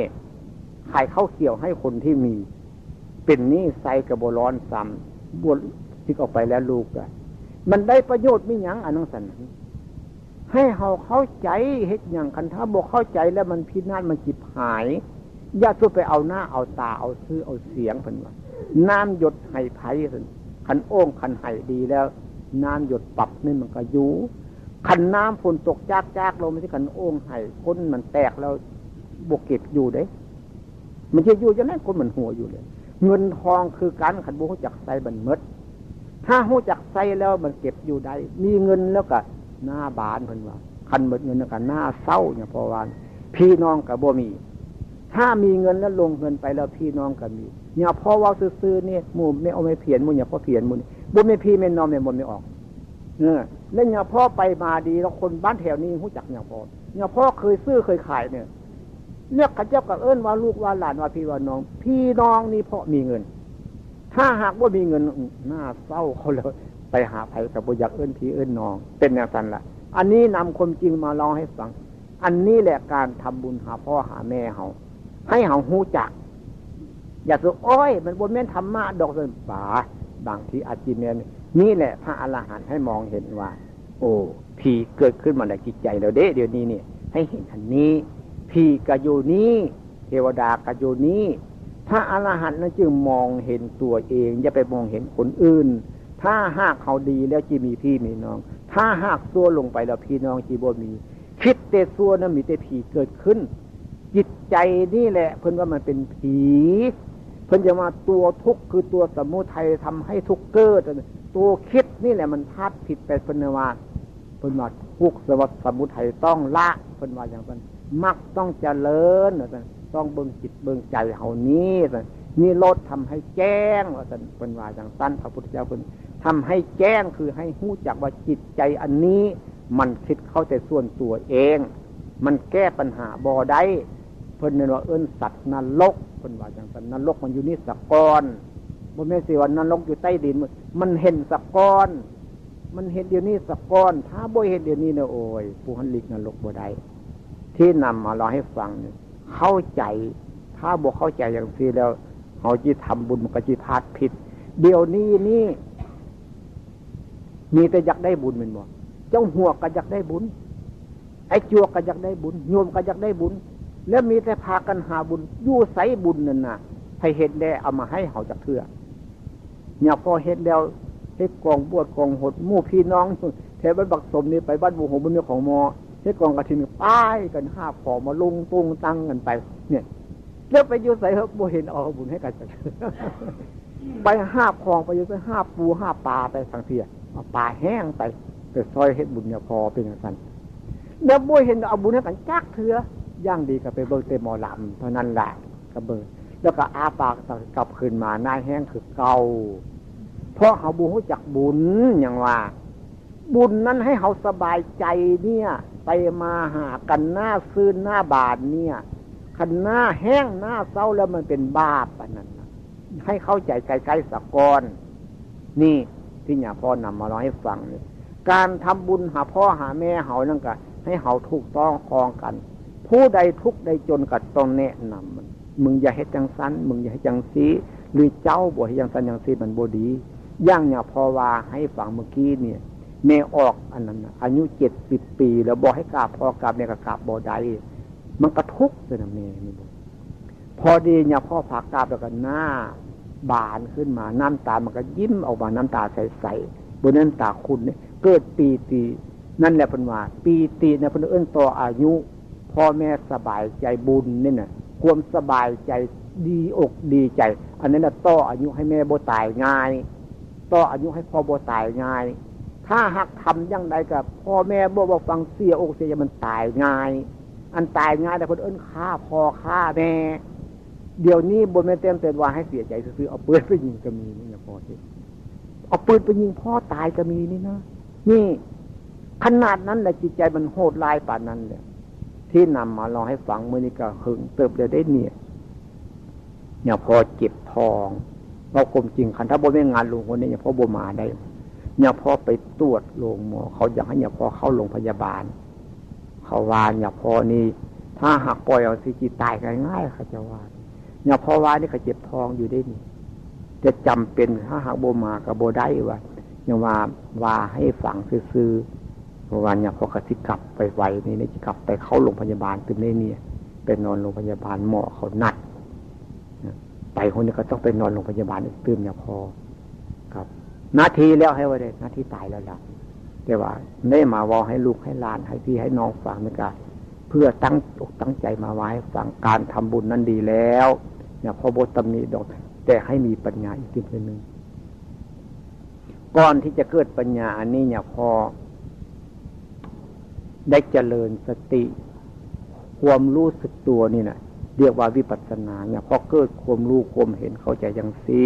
นิพพานก็อยู่ที่นี้นิพพานนั้นคือว่าระบบสร้างความทุกข์ความเดือดร้อนให้ตัวเองแล้วก็รู้จักเมื่อเจ้าของที่ตายนี้แต่ทุกคนต้องแน่ที่สุดที่ว่าเรื่องนิพพานในฝังแบบนี้เพราะว่าจวนจะเศร้าแล้วนิพพานนั่นคือความตายนิพพานนั่นคือความหมดกิเลสนิพพานนั่นคือว่าดับทุกข์มันเว้าซื่อๆนะตายนั่นตายแล้วคนยังเหลือแต่พระบ่เป็นตายบนลมหายใจได้ตายแล้วคนหมายถึงสับสนวุ่นวายก็จะความเดือดร้อนบนนั้นคนเขาเอิ้นโซเล่โอ้อีสานนี่เว้ายากเลยเนาะนี่เฮาวานโซเล่บักบ้าอีบ้าเนี่ยอันคนนั้นมันหลายสิ่งหลายอย่างด้วยเนี่ยใจเฮานี้ให้เฮารู้จักอันนี้คนนั้นมันโซเล่มันตายแล้วนังอยู่รู้แต่พระนั่นเป็นอย่างไรเพราะการวิวัฒน์พัฒนาขึ้นมาพระแปลผู้ประเสริฐยังได้จิตใจล้วนๆยังได้สติปัญญาล้วนๆเป็นเอิ้นพระอันนี้แหละคำว่านิพพานให้มันอยู่ที่ตรงนี้ถ้าหากเขาบอกเข้าใจอย่างนั้นเขาจิตซอกนิพพานบ่พอเด้บ่พอแท้ๆเนี่ยว่าให้คนมันตายซะให้มันเหลือแต่พระซะให้มันรู้จักอย่างนั้นการทำอย่างนี้ทุกคนเหมือนเข้าไปในถ้ำเมื่อเขาอยู่ในถ้ำนี่มันมืดมีบุคคลผู้ฉลาดขึ้นมาไม่คิดอยู่ในมือเจ้าแล้วเทียนไขอยู่ในมือเจ้าแล้วจุดเอาแม่ต้อยแห้งๆในจุดเทียนหัวมืดมันหายไปโลดบาปกรรมกระทำสร้างถ้าหากเขารู้สึกดีแล้วหายเลยเขามืดเขาจิตสว่างขึ้นมาได้ทันทีเขาเคยได้ยินบางคนอาจจะไม่ได้จำไว้มันใดองคุลิมานฆ่าคนมาตั้ง999 คนเป็นพันคนพุ่นเลยฆ่าคนในบาปเมื่อไปพบพระพุทธเจ้าแล้วจิตไปฆ่าพระพุทธเจ้าบอกว่าองคุลิมานนะสิองคุลิมานเอิ้นใส่ก่อนสมณะโคดมไม่กลัวตายจะเดินไปทำไมเราไม่ได้เดินองคุลิมานเดินคนเดียวอย่ามาตัวสิคนมันต้องเห็นไปด้วยตาซื้อพระพุทธเจ้าคนมีปัญญาเนี่ยเราไม่ได้เดินองคุลิมานเดินคนเดียวอย่าตัวเราไม่ได้ตัวเราหยุดแล้วหยุดทำไมยากไปเราหยุดจากการทำซัวเนี่ยเราหยุดจากการพูดซัวเราหยุดจากการคิดซัวโอ้กูนี่ทำซัวพูดซัวคิดซัวได้หยุดทันทีอันนี้แหละบ่เห็นตัวสมุทัยนะตัวสมุทัยทำให้ทุกข์เกิดตัวสมุทัยทำให้ทุกข์เกิดนะองคุลิมานก็จะฆ่าคนเพราะไปเสื้อคำคนอื่นนั่นญาติแยงยันเฮาดีลื่นกันลูกติดยันองคุลิมานดีลื่นเพราะองคุลิมานเป็นคนพูดจริงทำจริงแม่นางสันเป็นอาจารย์เพียงจะได้ยินบ่นี่แหละมั่วให้ส่งเสริมครูบาอาจารย์ก็เป็นคนบ่ดีพยายามแกล้งให้องคุลิมานไปฆ่าคนขึ้นว่าคนตั้ง9 คน10 คนต้องฆ่าองคุลิมานได้เนี่ยเป็นอย่างนั้นพอดีไปพระพุทธเจ้าว่าหยุดได้องคุลิมานก็ได้หยุดจากการทำซัวพูดซัวแล้วก็ได้เป็นพระอริยบุคคลเอาแหละมื้อนี้ได้นำธรรมะมาเล่าให้ฟังก็เห็นว่าสมควรแก่เวลาแล้วท้ายที่สุดนี้อาตมาพร้อมด้วยพระสงฆ์ได้ญาติโยมมานั่งฟังธรรมะอยู่ณสถานที่นี้อาตมาขออ้างอิงเอาคุณของพระพุทธเจ้าและพระธรรมคำสั่งสอนขององค์สมเด็จพระสัมมาสัมพุทธเจ้าคุณพระนันตาสาวกพระสัมมาสัมพุทธเจ้ามาเตือนจิตสกิจใจของพวกเราให้พวกเราได้เจริญสติเจริญสมาธิเจริญปัญญาให้ตัดตัวสมุทัยให้ได้ให้ฆ่าตัวสมุทัยให้ได้มรรคต้องเจริญนิโรธทำให้แจ้งขอให้พวกเราทุกคนจงพบเอากับชีวิตจิตใจของเราที่มันบริสุทธิ์สะอาดสว่างสงบอยู่ในตัวเขานี้ในชีวิตนี้จงทุกท่านทุกคนเถิด ตั้งใจรับประทานอาหารไปพร้อมแล้วก็อย่างพอสิว่าให้ฟังไปพร้อมเป็นการให้พรจะก้อนเขาไปเอาบุญฟังเอาพระพญาถาสัพพีว่าได้บุญอันนั้นได้อยู่แต่บุญแบบนั้นมันบุญแบบหนึ่งบุญแบบอย่างพอวานี่มันบุญแบบหนึ่ง ให้พรแบบอย่างภาวานี่มันให้พรแบบหนึ่งให้พรแบบภาษาบาลีนี่มันเป็นแบบหนึ่งเฮามันเป็นคนไทยแล้วฟังภาษาบาลีมันบ่ออกคันทำบ่แปลมันบ่ออกมันต้องแปลนะโมตัสสะเนี่ยเขาก็ยังว่าจนตายคนนั้นหลายชั่วคนเนื้อตายมาไปบ้านใดเมืองใดก็ว่านะโมตัสสะเป็นเมื่อทุกคนแล้วมีความหมายจังไดนะโมตัสสะนะโมตัสสะภะคะวะโตอะระหะโตสัมมาสัมพุทธัสสะถามเด็กน้อยเขาก็ว่าได้อันนั้นเขาว่าเมืองคนดีแต่เป็นคนไม่ดีว่าดีซื่อๆแต่บ่รู้จักมันเลยบ่ดีเพิ่นว่าเมืองคนดีกับเป็นคนไม่ดีเฮือนเฮาคือกันบ้านเฮาคือกันบ้านดีเฮือนดีแต่เป็นคนบ่ดีอยู่หั่นบัดนี้ตนโตเฮานี่บัดนี้แข้งขาหน้าตามือเท่าดีแต่อันคนคิดมันบ่ดีก็มีอยู่นี้เพิ่นว่าเมืองคนดีแต่เป็นคนไม่ดีบัดนี้เฮาเป็นเมืองคนดีให้เป็นคนดีเข้าไปอยู่ร่างกายเฮาแข้งขาเฮาบ่หักบ่หันให้มีจิตใจดีเข้าไปอยู่เพิ่นว่ากันคือว่านะโมตัสสะนะโมตัสสะภะคะวะโตนั้นเป็นภาษาบาลีเว้าจนตายก็บ่รู้จักแปลว่านะโมตัสสะภะคะวะโตแปลว่าขอนบน้อมนบให้จังใดน้อมให้จังใดให้รู้จักอะระหะโตอันนี้ก็เป็นภาษาบาลีเว้าจนตายก็บ่รู้จักบัดนี้เฮาเป็นผู้ไกลจากข้าศึกไกลจากอันตรายไกลจากอันกิเลสพุ่นอย่างแม้นเพิ่นว่าข้าศึกอยู่ที่ใดคนทะเลาะผิดเถียงกันนั่นแหละข้าศึกอันตรายก็เพราะว่าเมืองคนบ่ดีนั่นแหละมาอยู่อันตัวคนบ่ดีมาอยู่เมืองคนดีนี้อันตัวจิตใจบ่ดีนั่นแหละเพิ่นว่ากิเลสอันนั้นไกลจากอันตรายอันนั้นคันมันมีกิเลสแล้วมีอันตรายอยู่ข้างโน้นเพิ่นว่าสัมมาสัมพุทธัสสะพระพุทธเจ้าเพิ่นรู้เองเห็นเองแล้วเพิ่นจะนำมาสอน เพิ่นยังว่าสัตว์ทั้งหลายคือเราตถาคตสัตว์ทั้งหลายเหมือนเราตถาคตคือกันมีแข้งมีขามีตามีมือก็คือกันมืดแต่เมื่ออย่างบ่รู้จักกับมืดคือคนอยู่ในถ้ำบ่รู้จักมีหยังเขาลุกขึ้นกับไปตนหลักตนตอตกบ่อตกเหวป้ายกันเนี่ยย่างเฮาเฮ็ดซุมือนี่ก็คือกันผิดทุกผิดทุกคันผิดแด้ทุกแด้มันสิมีประโยชน์บ่มีประโยชน์แล้วเพราะมันผิดนำทุกนำนี้ทุกน้อยบางเทื่อผิดหลายบางเทื่อผิดหลายทุกน้อยแต่มันเริ่มหมดเพิ่นว่ามันเป็นวิถีบวกกับลบบัดนี้ขณะฮู้จักแล้วเด้อมันก็บ่ผิดแล้วเฮ็ดก็บ่ผิดมีแต่ถูกต้องทั้งหมดดังนั้นจึงว่าควรศึกษาและควรปฏิบัติเพิ่นว่าให้เป็นเมืองคนดีเมืองคนดีก็ให้มีคนไปดีไปอยู่หั่นเพิ่นว่าจังซั่นคันถ้าเมืองคนดีแต่เป็นคนบ่ดีไปอยู่มันก็บ่ดีเด้บ้านเมืองอันนั้นก็บ่ดีโตเฮานี่ก็คือกันแข้งขาหน้าตามือเท่าดีแล้วแต่จิตใจบ่ดีก็บ่มีแล้วดีมันสิมีดีจังได๋มันบ่ดีอยู่ดิเนี่ยว่าให้เฮารู้จักศึกษารอบด้านเฮาเบิ่งกันอยู่จังซี่ผู้หันเฮ็ดดีผู้นี้เฮ็ดบ่ดีเฮารู้จักนี่คนเฮ็ดบ่ดีสิเอามาเป็นตัวอย่างบ่มันก็บ่ดีซั่นวะเฮ็ดบ่ดีคนเฮ็ดดีแล้วซินี่เฮ็ดดีเฮาก็เบิ่งเฮาก็เห็นก็เอามาเป็นตัวอย่างเฮาว่ากับปฏิบัตินำเพิ่นยังว่าพระพุทธเจ้าเพิ่นว่าเมื่อยังบ่ทันรู้บ่ทันเห็นก็เฮ็ดไปซั่นน่ะบัดนี้เพิ่นยังมาว่าสัตว์ทั้งหลายเราผู้เป็นตถาคตไปถึงแล้วแห่งนั้นแล้วจึงนำมาสอนพวกเธอทั้งหลายให้พวกเธอทั้งหลายทำอย่างเราตถาคตนี้เฮ็ดอย่างพระพุทธเจ้าทำอย่างพระพุทธเจ้าแล้วก็จะฮู้จะเห็นจะเป็นจะมีคือพระพุทธเจ้าคนว่าอันพระพุทธเจ้านั่นก็บ่แม่นรูปเจ้าชายเทพกุมารพุ่นได้บ่แม่นอันตายเป็นเนี่ยถามพระวักกลิกนี่เพิ่นว่าพระวักกลิกเข้าใจว่ารูปนามอันนี้เป็นพระพุทธเจ้าตีคนธรรมดาปุถุชนมันก็ต้องเห็นด้วยตากับว่าอย่างนั้นนะก็เข้าใจว่าอย่างนั้นแล้วขน้อยว่าสิได้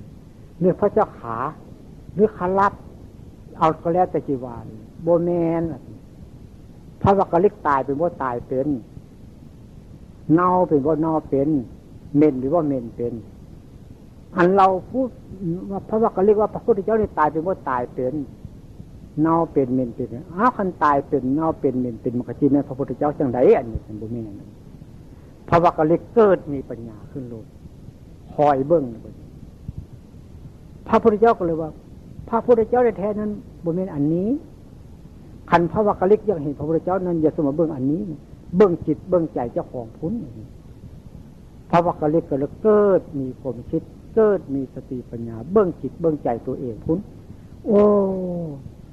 อันจิตใจสะอาดสว่างสงบนี่เด้เป็นพระพุทธเจ้าก็เลยเห็นพระพุทธเจ้าเลยพระวักกะลิกก็เป็นพระพุทธเจ้าใดเพื่อว่าสัตว์ทั้งหลายผู้เราเป็นตถาคตนี้แต่หาว่าพระพุทธเจ้านี่ผู้เราว่าเป็นตถาคตนี้ไปถึงแล้วแห่งนั้นและจึงนำมาสอนพวกเธอทั้งหลายนำไปฮอดที่ใดบ่ไม่ขี่ขึ้นเครื่องบินไปบ่ไม่ขึ้นรถยนต์ไปบ่ไม่ขี่รถขี่ล้อขี่เกียร์เนี้ย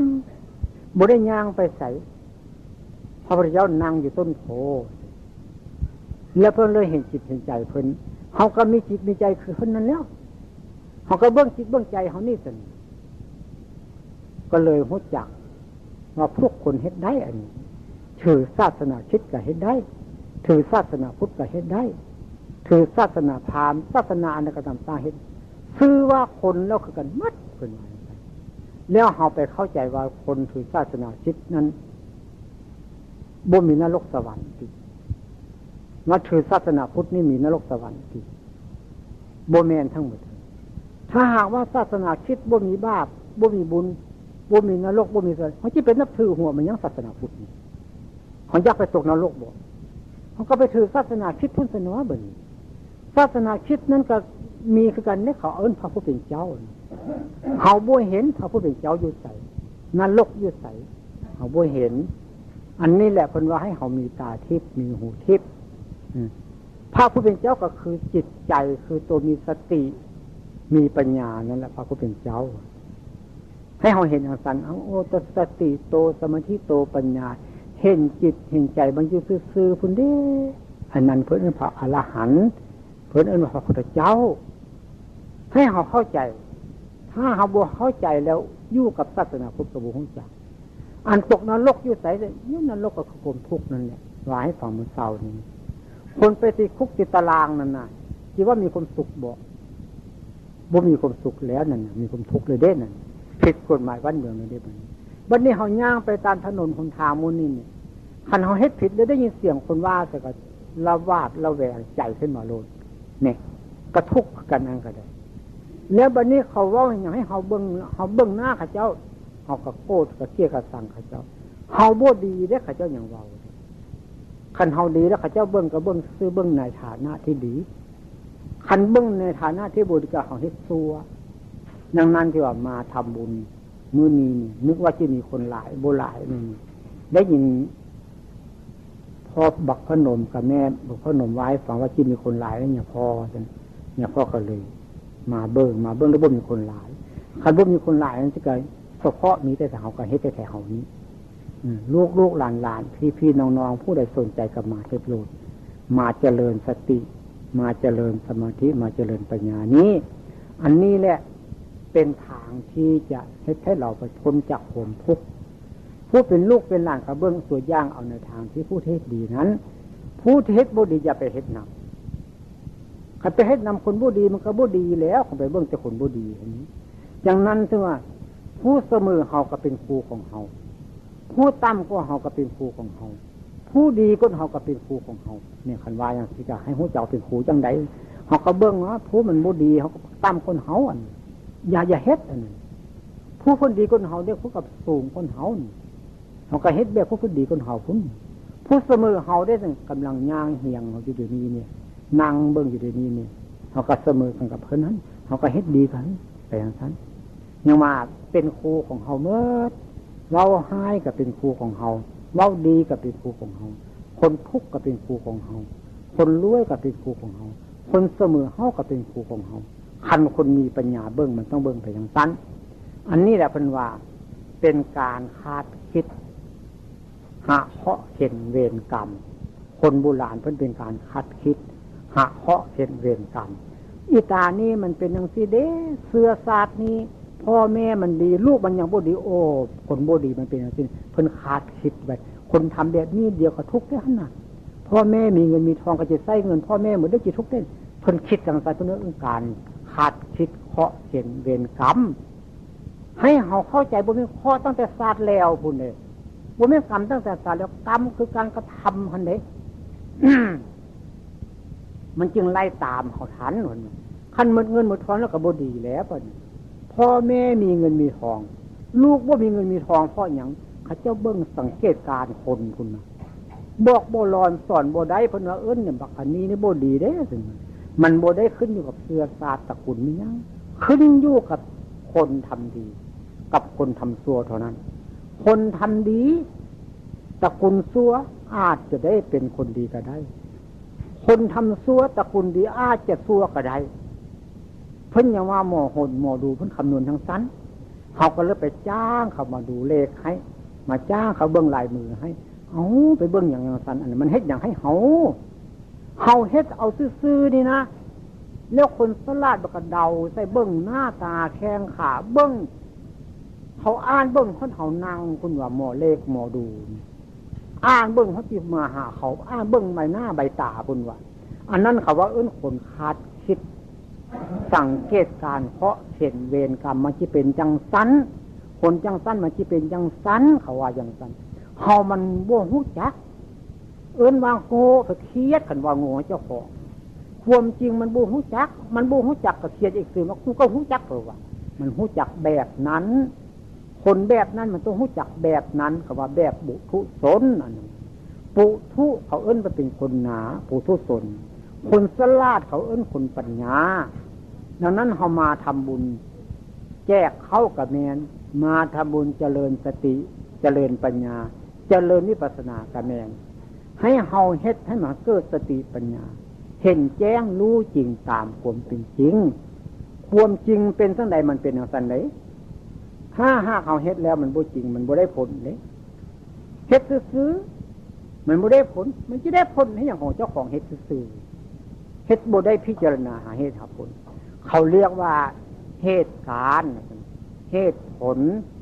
เหตุการณ์เหตุผลประสบการณ์เพิ่นว่าให้แก้ให้พิจารณากับแก้มันห้องอยู่นำ FA แจตูเฮือนเฮาน่ะมันก็มาสอนเฮากับแก้นี่เฮาบ่แก้จากเถือเฮ็ดผิดกับผิดโยงซั่นก็เลยบ่แก้จากเถือตัวกับแก้แท้ๆมันก็ยังมาสอนคนเป็นมันผิดแล้วอันนั้นแก้ซาจะเป็นว่าเนี่ยว่ากับแก้มันเอิ้นว่ากับแก้บางคนไปตีเป็นตัวเลขก็มีอย่างพอได้ยินมันห้องจากเชื้อมันจะออกเลขจากโตนอย่างสั้นมันก็ไปคิดอย่างผู้สนมันต้องคิดไปอย่างสั้นคนมีปัญญาฟังโอ้กูนี่ผิดแล้วเด้กับแก้มันห้องกับแก้กูจะแก้ตัวคนดอกเสาเท่านั้นคนมีปัญญาเขาเอิ้นกัลยาณสนเขาเอิ้นบัณฑิตเอิ้นนักปราชญ์อันปุถุชนฟังอันใดก็มีแต่อยากลาภอยากรวยแต่ขี้เกียจขี้ขานห้าทางผิดมันจิรวยจากเธอหรือ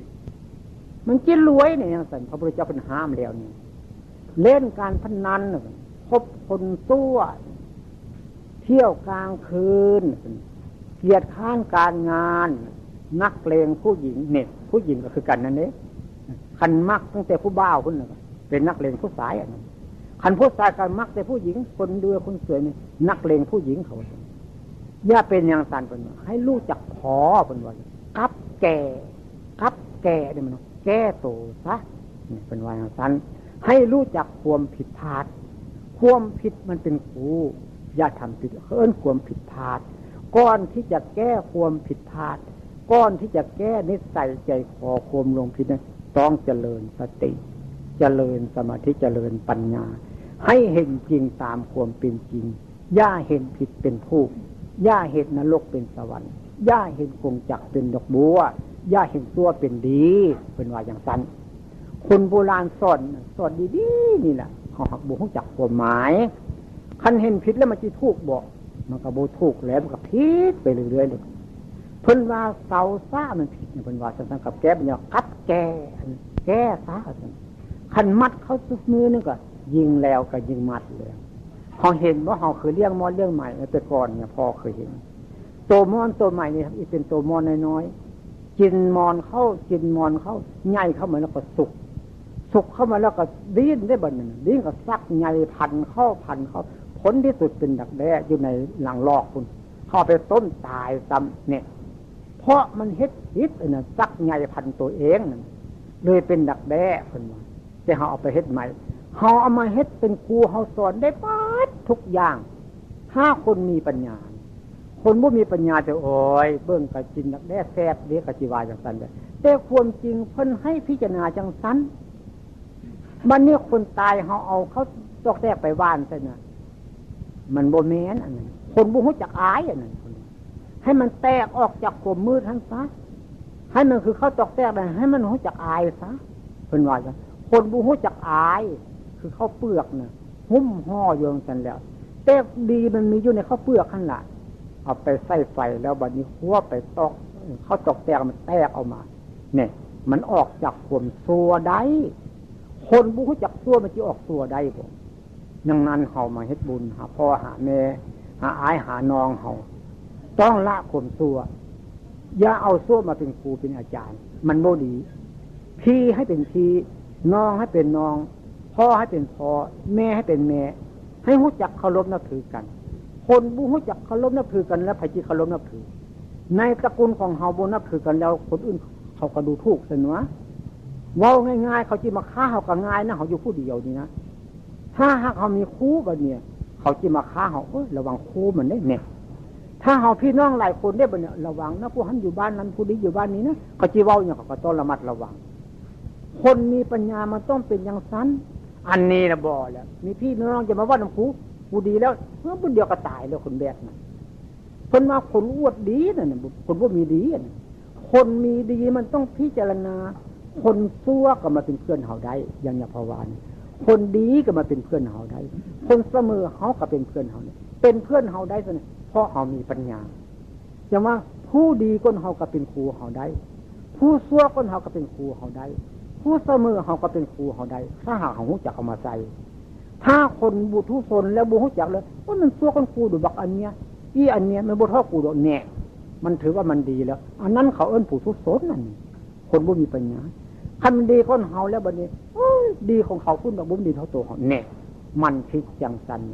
มีแต่คนบ่ดีอันคิดจัง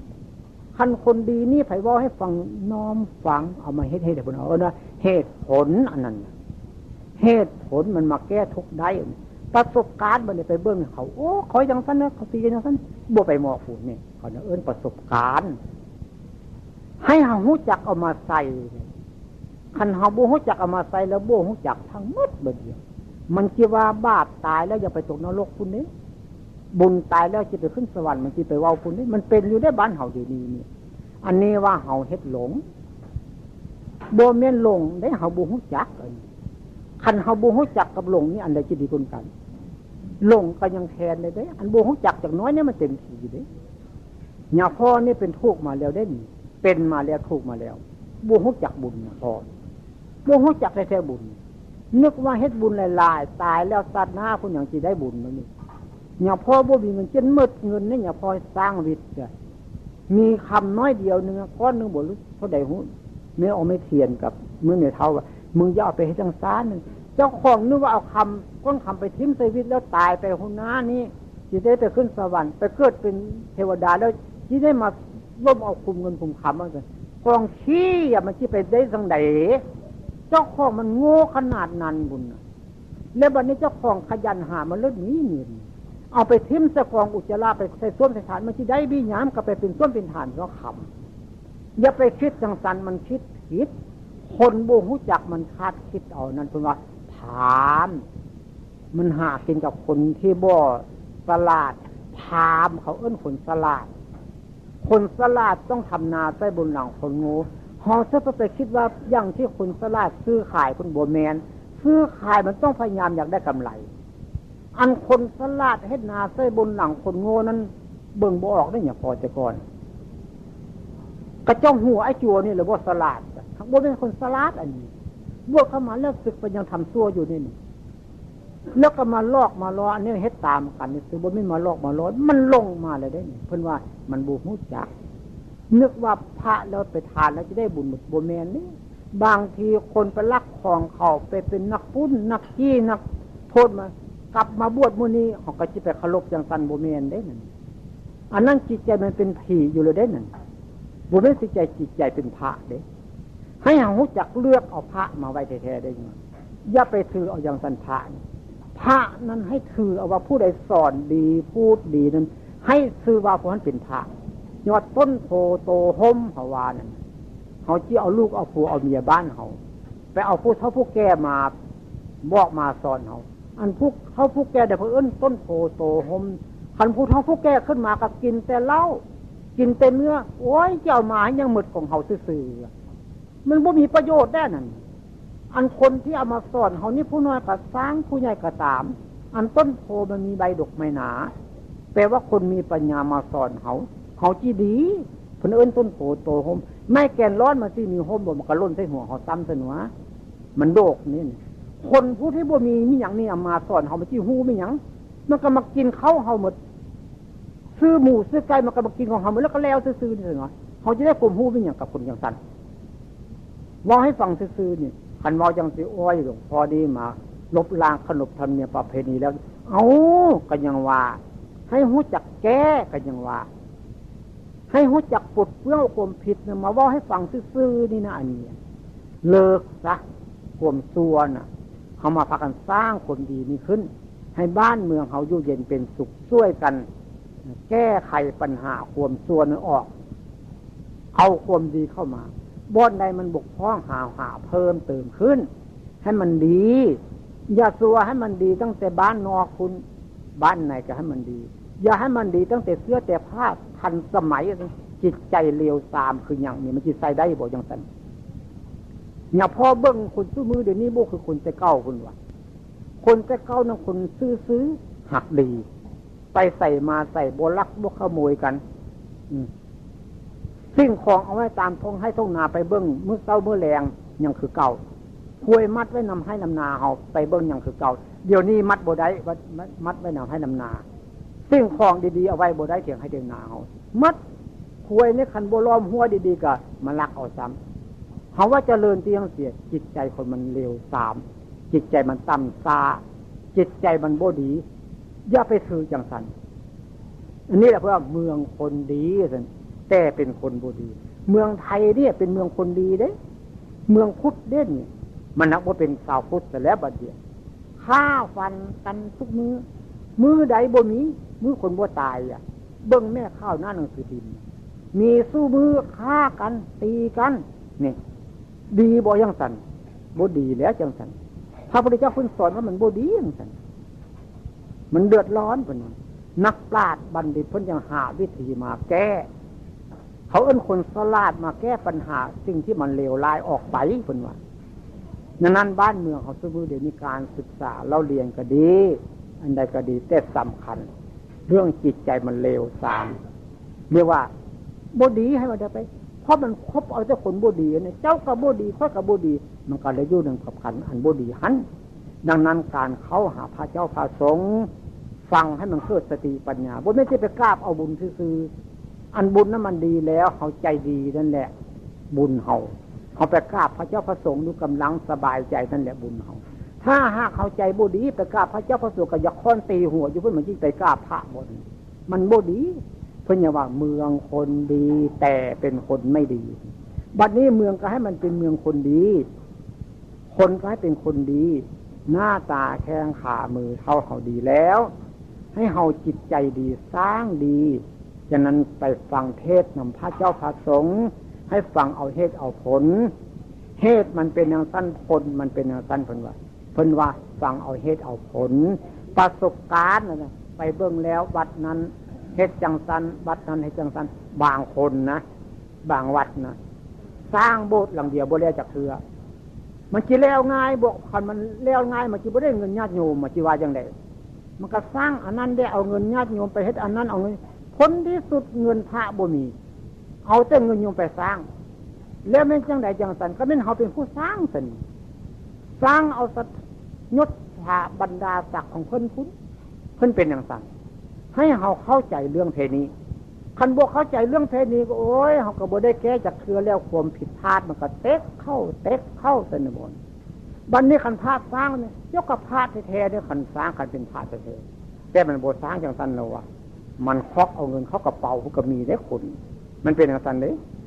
ให้เฮาพิจารณาดีๆดิสร้างโบสถ์หลังเดียวเป็น9 ปี10 ปี20 ปีก็บ่แล้วมันสิแล้วเนี่ยของว่าอยากได้เงินพุ่นเอาบ่ได้ก็เฮ็ดอันนั้นบ่ได้ก็เฮ็ดอันนี้ยกของเพิ่นเอาเงินไปเฮ็ดอันอื่นพุ่น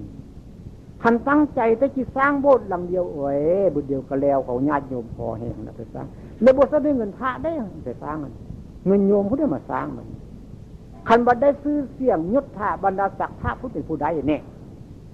เฮาบ่ฮู้จักได้อันนี้แหละเพิ่นน่ะเจริญวิปัสสนาให้มันรู้จักทุกแง่ทุกมุม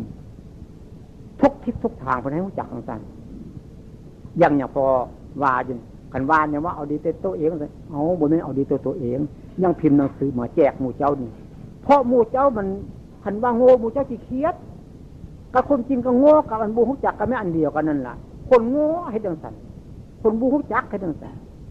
คันคนโง่คนรู้จักมันอ่านหนังสือดูบ่เนี่ยโยหนังสือว่าอย่างสันเด้ที่อ่านแต่เรื่องเก่าอยู่หั่นน่ะโยบุคโลอันว่าบุคละผู้ใดสร้างกองกันทินสร้างศาลาสร้างพระพุทธรูปได้ไปเกิดเมืองสวรรค์อ้าวดับจิตมีลดลักจุดสีวับสวรรค์เลยทำบุญกับพวกสันไม่มีตกนรกเลยนี่ไปฟังแต่คำเดียวเท่านั้นนึงหมู่เจ้าอ่ะมันสิเข้าใจจังได๋จังซั่นมันก็ต้องอ่านหนังสือหลายเล่มที่เบิ่งหลายคนที่ฟังให้มันรู้จักที่เขาเจ้าของมันไม่ได้ทำบุญแล้วอยากไปเกิดในสวรรค์มีแต่หนังสือเล่มเดียวเท่านั้นเจ้าก็เบิ่งแต่คนผู้เดียวเท่านั้นเพราะว่าอยู่ในบ้านของตัวเองอัดประตูอยู่ในห้องพุ่นเลยบ่เห็นคนย่างไปย่างมาคนผู้นั้นจิตสลาดโอ้ยจิตสลาดตายจังได๋คนแบบนั้นสอนมันก็บ่เอาแล้วคนที่สลาดเนี่ยเบิ่งเขาอ่านหนังสือหลายเล่มโอ้หนังสือเล่มนั้นว่าจังซั่นหนังสือเล่มนี้ว่าจังซี่คนผู้หันกายไปจังซั่นว่าจังซั่นคนผู้หันกายมาจังซี่เนี่ยก็เห็นหลายคนว่าก็ได้เอามาพิจารณาว่าเหตุผลอันประสบการณ์ก็ว่าแก้ความผิดพลาดกูมีแล้วกูผิดมาแล้วต้องแก้อันนี้บ่ยอมแก้คันบอกให้บอกโอ๊ยบ่แม่นเอาเจ้าของแม่นที่ใดไปเอามาสอนจังได๋คนแบบนั้นที่อย่างพอว่าให้ฟังว่าซื่อๆได้เนี่ยบ่แม่นสิค่ะฟังค่อยเนื้อเสื้อเนี่ยพอเนี่ยบ่แม่น